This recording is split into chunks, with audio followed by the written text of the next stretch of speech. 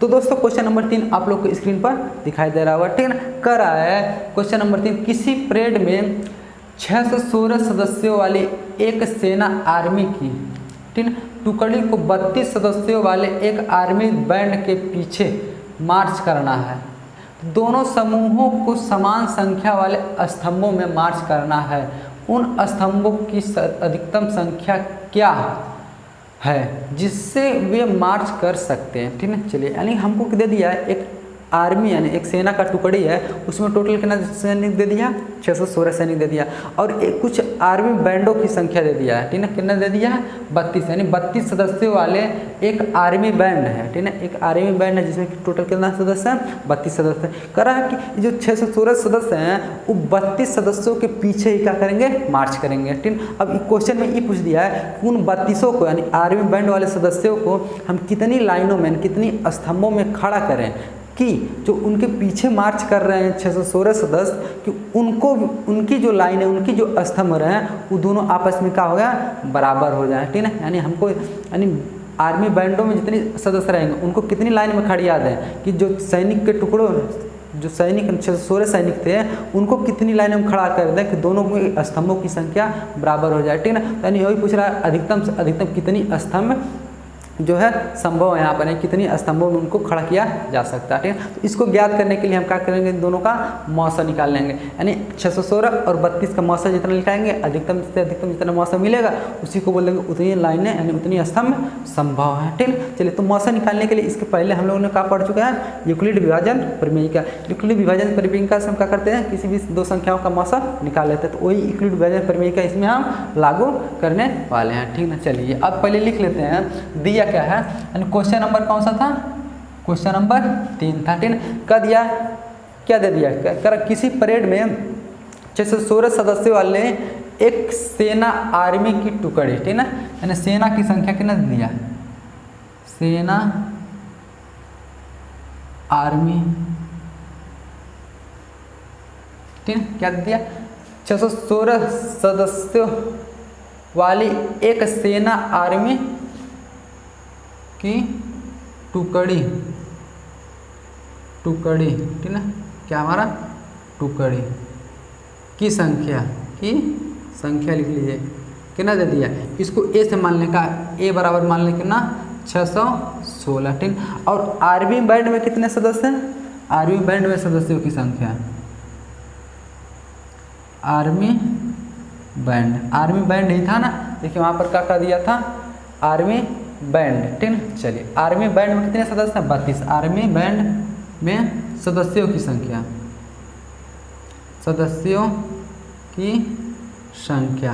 इसको हम 20 मान लें का, इसको हम 20 मान लें, बी बराबर कितना मान लें 32, ठीक। अब हमसे पूछा क्या है क्वेश्चन में यही पूछा है उन स्तंभों की अधिकतम संख्या क्या है जिससे वे मार्च कर सकते हैं, ठीक है। चलिए, यानी लिख लेंगे उन, ठीक है, उन स्तंभों की अधिकतम संख्या, उन स्तंभों की अधिकतम संख्या, उन स्तंभों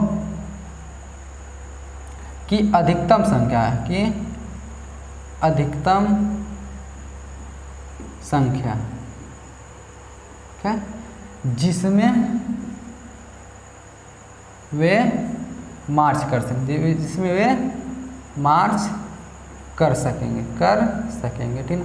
इसको अब क्या करेंगे, सकेंगे। अब देखिए हम क्या बोलेंगे, यानी उन स्तंभों की अधिकतम संख्या निकालेंगे तो दोनों का क्या निकालेंगे, हम मौसा निकाल लेंगे, क्या हो जाएगा बराबर मौसा को HCF भी बोलते हैं, क्या लिख देगा HCF, कितने का 616 का ना, 616 का, और कितने का 32 का, 32 का हम क्या कर लेंगे HCF निकाल लेंगे, तो हमारा आंसर क्या आ जाएगा। अब देखिए दोस्तों इसका HCF कैसे निकालेंगे, हम जानते हैं सबसे छोटी भुजा को यूक्लिड विभाजन परिमेयिका जब हम पढ़ाए थे उसमें A को मानते थे, सबसे बड़ी भुजा को B को मानते थे, सबसे छोटी, ठीक, बड़ी संख्या को A, छोटी संख्या को B मानते थे। तो यहाँ हमारा A का मान कितना हो जाएगा, A बराबर 616, ठीक है ना, A बराबर 616 हो गया, B बराबर कितना मिल गया 32 मिल गया। चलिए अब भाग देख लीजिए, नहीं यहाँ से हम क्या करेंगे, यूक्लिड विभाजन परिमेयिका लगाने जा रहे हैं, ठीक है ना। चलिए यहाँ लगा देते हैं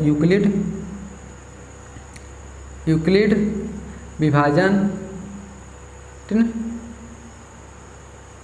प्रमेयिका से, ठीक है ना, प्रमेयिका, यूक्लिड विभाजन प्रमेयिका क्या कहता है, ठीक है ना। यानी इसको देखिए, इससे भाग देख दीजिए के बार में जाएगा, भाग देखिए, चलिए देख के चेक कर लेते हैं, ठीक है। यहाँ पर देखिए, यहाँ कितना था हमारा 32 से भाग करने में किसमें 616 में, ठीक है। यहाँ देखिए 32 गुना 64 यानी बेसी हो जा रहा है, तो 32 एक बार में देखा, 32 से करना 32, कितना बच्चा हमारा 11 में से 2 जा 9 बचेगा, 5 में से 3 जा 2 बचेगा, 29 भाग नहीं जाएगा। अब ये क्या 6 उतारने का, 6 को उतार लिया। अब देखिए के बार में भाग जाएगा, ठीक है ना, देखिए के बार में भाग जाएगा। यहाँ 32 दाएँ तो 320 हो जाएगा, 10 बार में नहीं तो 9 बार में हो सकता, चला जाए 9 बार में।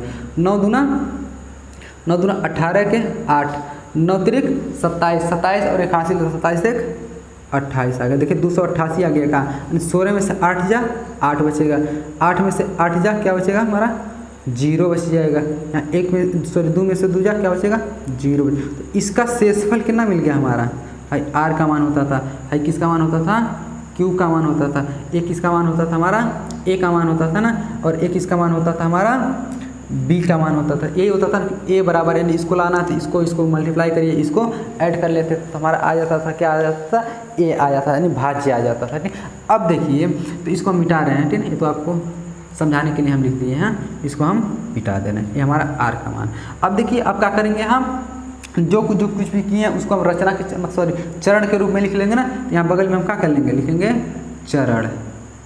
पहला चरण क्या किया है फर्स्ट चरण में, ठीक है, हम क्या किए, अब देखिए हमको 616 भाग दिया ना, तो 616 बराबर लिख सकते हैं हम 32 गुणे 19, 32 गुणे 19, और क्या लिख सकते हैं अंतिम में प्लस 8 लिख सकते हैं, प्लस 8 लिख सकते हैं। अब देखिए हमको तब तक भाग देते हैं जब तक शेषफल 0 नहीं आ जाता। अभी शेषफल 0 नहीं आया, अभी फिर भाग देंगे। अब देखिए अब जब भाग देंगे इसमें हमारा यहाँ पर देखिए, यहाँ पर भाज्य कितना हो जाएगा, यहाँ जो भाजक था यहाँ उठ के चला जाएगा, यानी 32 यहाँ चला जाएगा, के बार में जाएगा 8 चौको 32।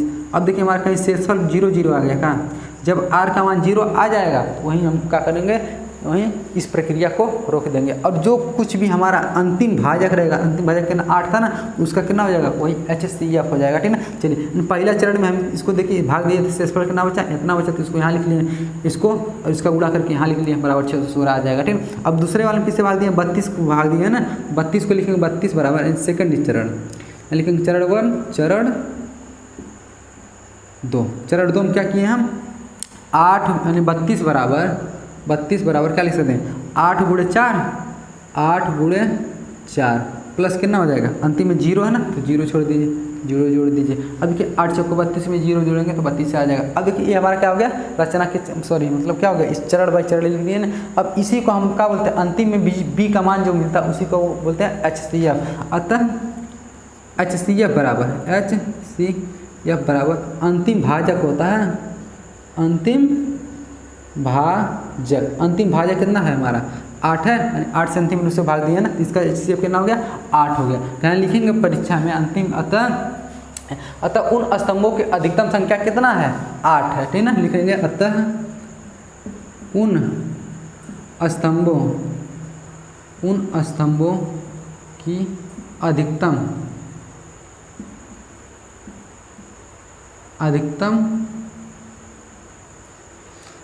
संख्या, उन स्तंभों की अधिकतम संख्या जिसमें वे मार्च कर सकते हैं ना, मार्च कर सकते हैं बराबर कितना 8, कितना 8 स्तंभ है, ठीक है, यानी 8 लाइन है जिसमें वो क्या कर सकते हैं, मार्च कर सकते हैं, ठीक है। तो दोस्तों आशा करता हूँ क्वेश्चन नंबर 3 आप लोग अच्छी तरीके से समझे होंगे, ठीक है। चलिए इसको मिटाकर अब क्वेश्चन नंबर 4 को भी देख लेते हैं। तो दोस्तों क्वेश्चन नंबर 4 आप लोग को स्क्रीन पर दिखाई दे रहा होगा, ठीक है।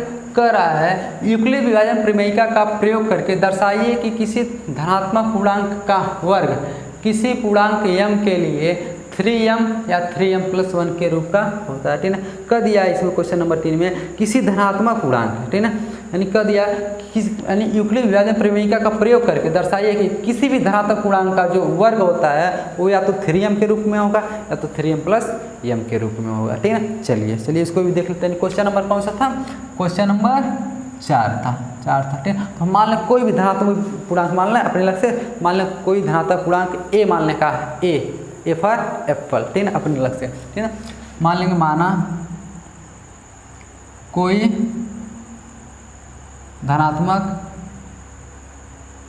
पूर्णांक, कोई धनात्मक पूर्णांक कितना है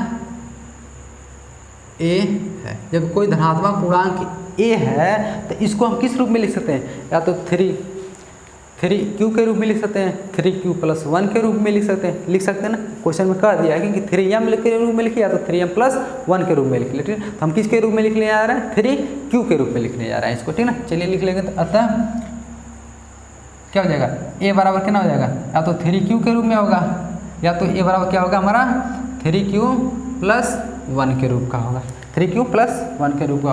अब देखिए यहाँ जब यूक्लिड विभाजन प्रेमिका चलेंगे, यूक्लिड विभाजन प्रमेयिका से, ठीक ना, प्रमेयिका से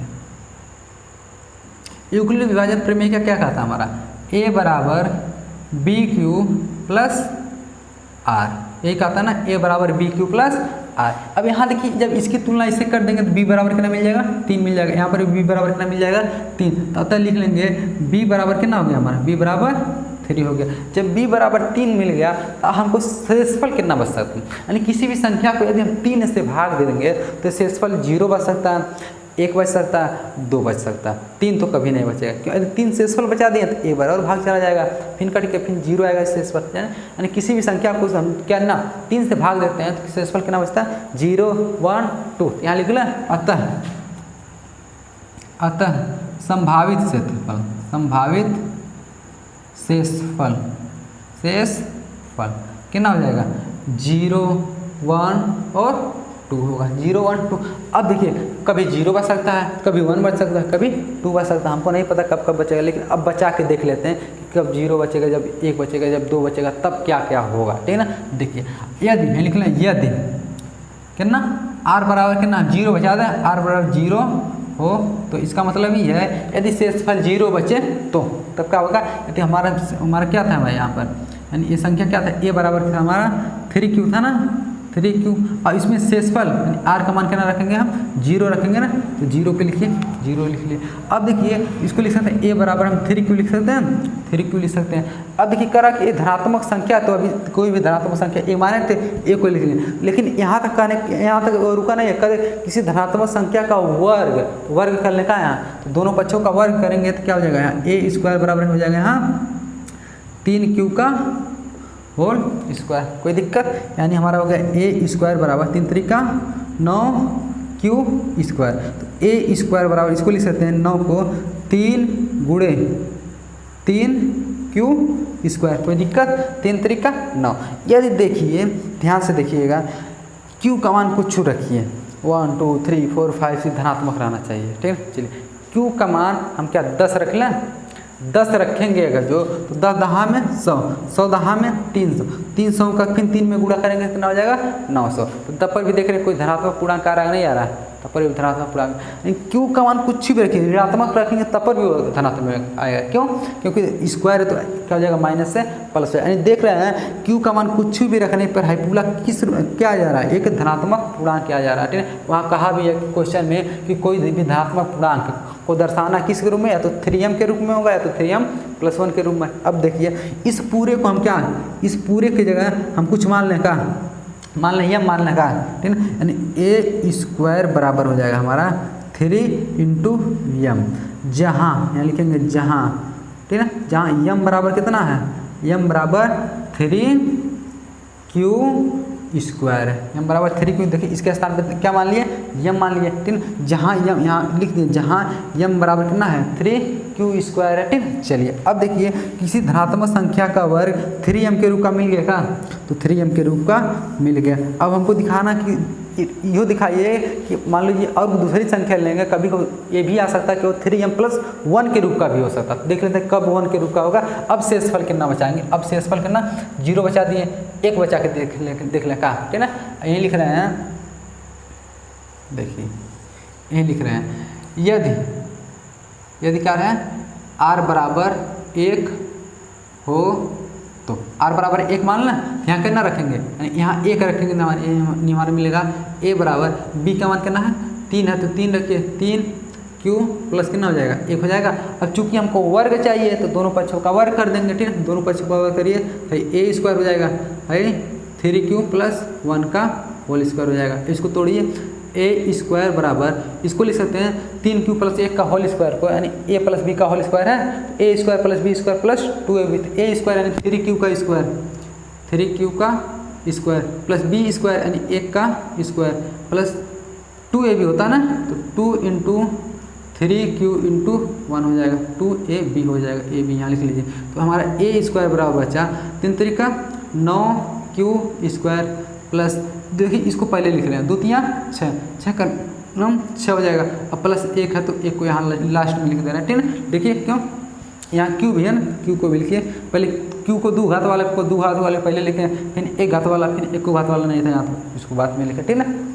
चलिए, यानी हमारा बच गया a स्क्वायर बराबर, अब देखिए इन दोनों में कुछ कॉमन मिल सकता है, इन दोनों में हम 3 कॉमन ले लें, यदि 3 कॉमन ले लेंगे तो कितना बचेगा, यहाँ 3q स्क्वायर बचेगा, हाँ देखिए 3 बाहर निकाले तो 3q स्क्वायर बचेगा प्लस यहाँ कितना बचेगा 2q बचेगा, अंतिम में कितना बचा है प्लस 1 बचा है, तो 1 बचा है, ठीक है। चलिए अब देखिए यदि इसके स्थान पे हम क्या q का मान कुछ भी माने तब पर भी एक पूर्णांक आएगा। q का मान लीजिए 5 मान लें, क्या करेंगे 5 बचे 25, 25 दिए 75 हो गया, 75 यहाँ बन गया, अब 5 दूना 10, 75 और 10 कितना हो गया 85 हो गया। अब 85 में 3 का गुणा करेंगे, मतलब कुछ भी मान लीजिए 85 तिया यानी 80 तिया 100 240 और 240 में 15 लगभग हो जाएगा 255 एक जोड़ेंगे कितना जाएगा 256। तब पर भी देख रहे हैं कि क्या धनात्मक पूर्णांक भी आ रहा है, देख रहे हैं यानी कुछ भी मानेंगे हमेशा ही क्या आ जाएगा पूर्णांक ही आएगा, ठीक है। चलिए यानी a स्क्वायर बराबर, यदि इसके स्थान पे इस पूरे को फिर हम यम मान लें का, देखिए इतना बड़ा लिखने में थोड़ा दिक्कत हो रहा है, यानी इसको हम क्या मान लेंगे पूरे को m मान ले रहे हैं, ठीक है।